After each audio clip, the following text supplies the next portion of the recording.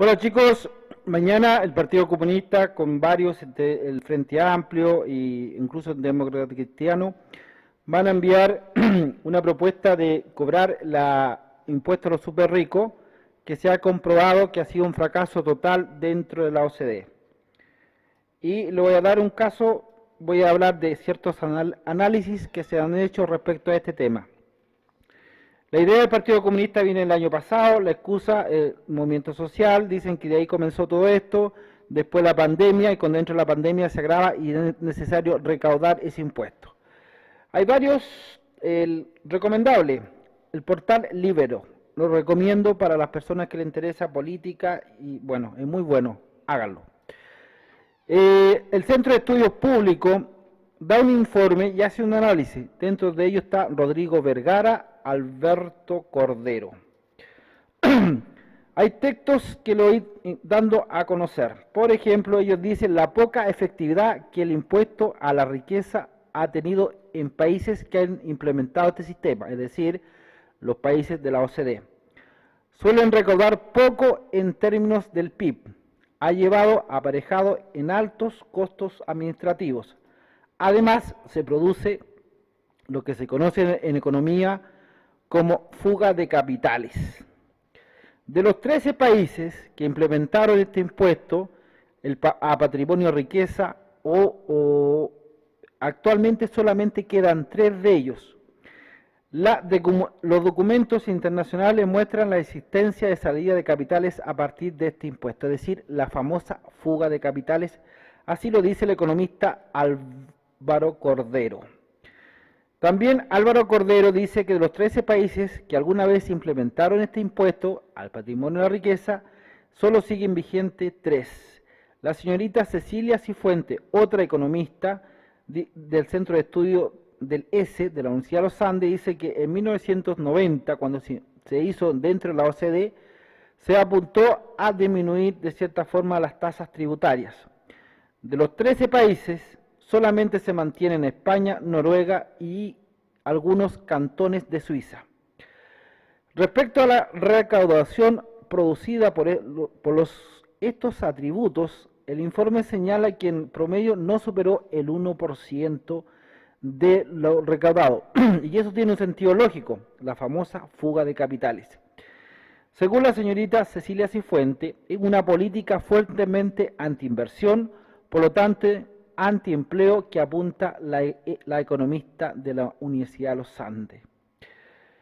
Hay casos, por ejemplo, en Francia se quiso imponer el 75% de los que tuvieran ingresos superior al $1.000.000, de euros.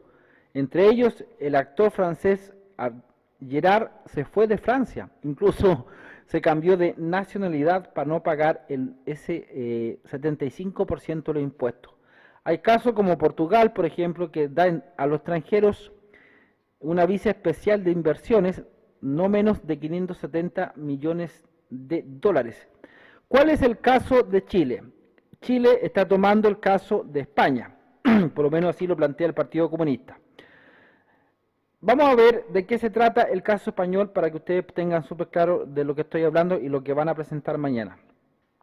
La propuesta española comienza con una tasa del 2% para los patrimonios netos a partir de 1 millón de euros, 2,5 a partir de 10 millones de euros, 3,5 a partir de los 50 millones de euros y 3,5 a partir de los 100 millones de euros.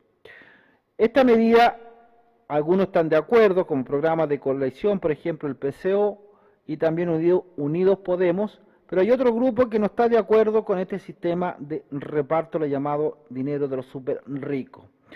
El partido liderado por la Iglesia renunció a la idea a fines de junio.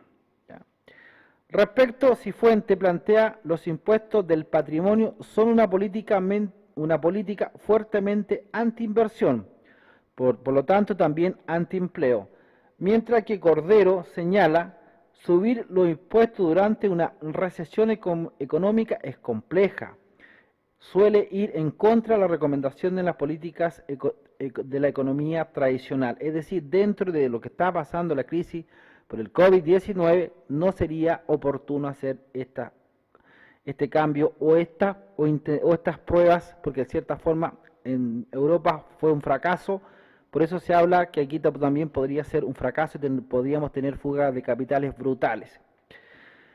El consenso que han llegado todos los países, y Chile también, es que lo mejor es cobrar los impuestos sobre el flujo de impuestos, la renta o el salario obtenido en un año fiscal.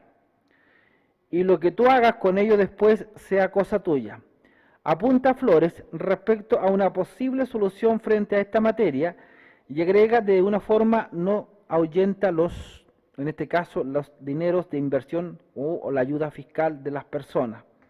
Porque un impuesto de este tipo es producto de doble tributación, en términos que el patrimonio ya pagó impuestos de renta. Es decir, cobrarle el impuesto de renta en este caso por el patrimonio, más un impuesto por ganancia, sería doble tributación, y aquí no van a estar de acuerdo con empresas o muchas empresas.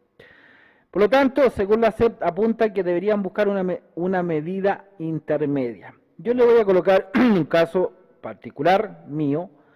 Yo pago el 45% de impuestos. Y ustedes me dirán, ¿por qué pago tanto? Yo pago el 22.5%, me cobra YouTube en Estados Unidos, y que va a un seguro social.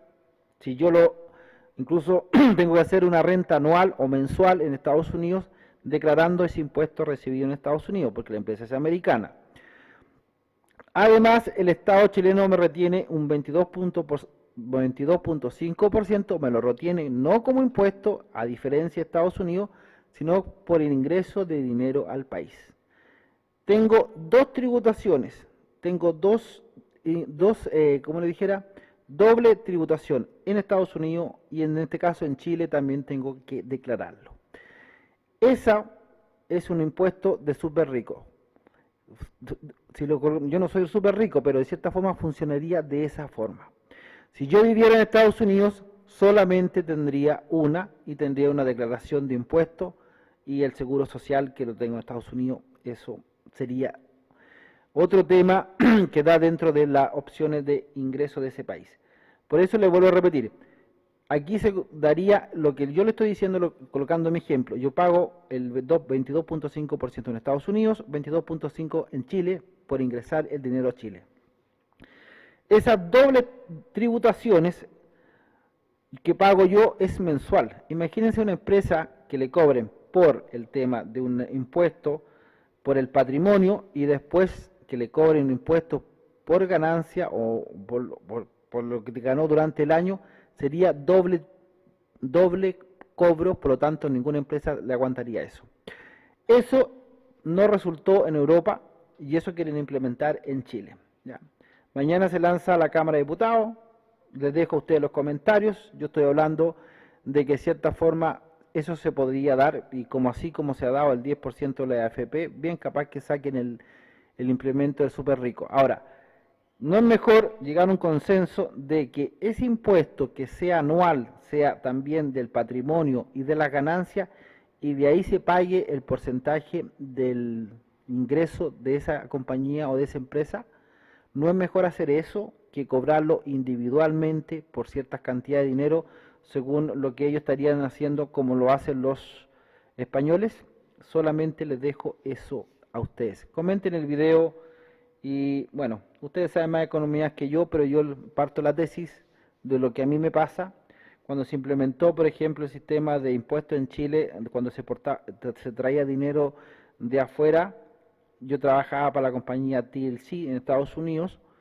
Yo cada vez que metía la tarjeta que daba una tarjeta de crédito, cada vez que yo metía esa tarjeta de crédito, por ejemplo, le voy a colocar un caso real. Cuando se implementó el nuevo sistema de impuestos en Chile, con la señora Bachelet, a mí, cuando yo metía la tarjeta de crédito, si sacaba 200.000 pesos, a mí me descontaban 45.000 pesos de un solo paraguaso en la tarjeta de crédito. Así funcionaba de cierta forma ese impuesto de ingresar dinero a Chile. Por eso, Porque claro, ¿por qué el 45%? Porque a mí Estados Unidos no me declaraba el 45%, el 22.5, sino que como me lo tomaba Chile 45 lucas de un solo paraguaso. Se lo digo sinceramente, normalmente no hablo de dinero, pero la mayoría, yo años llevo trabajando con Estados Unidos en empresas americanas, por lo tanto sé cómo se paga y sé también las retenciones económicas. Yo hago declaración mensual en Estados Unidos por, eh, por el tema de YouTube y por también otros negocios que tengo allá de asesorías. Por lo tanto, sé lo que significa una doble tributación. Las dobles tributaciones, imagínate, te joden, te joden, te joden. Por eso es muy bueno cuando se hace una sola tributación anual. Por ejemplo, si yo viviera en este momento en Estados Unidos, a mí me cobrarían el 22.5% de todos los ingresos que yo tengo en el mes, no el 45% como me pagan hoy día o como me sucede. Y en TLC o TLC a mí me pasaba 45%. Tú sacabas 200.000 pesos, tú sabías que los 45.000 pesos, ahí decía retención por impuesto de dinero del extranjero. Otra cosa con guitarra.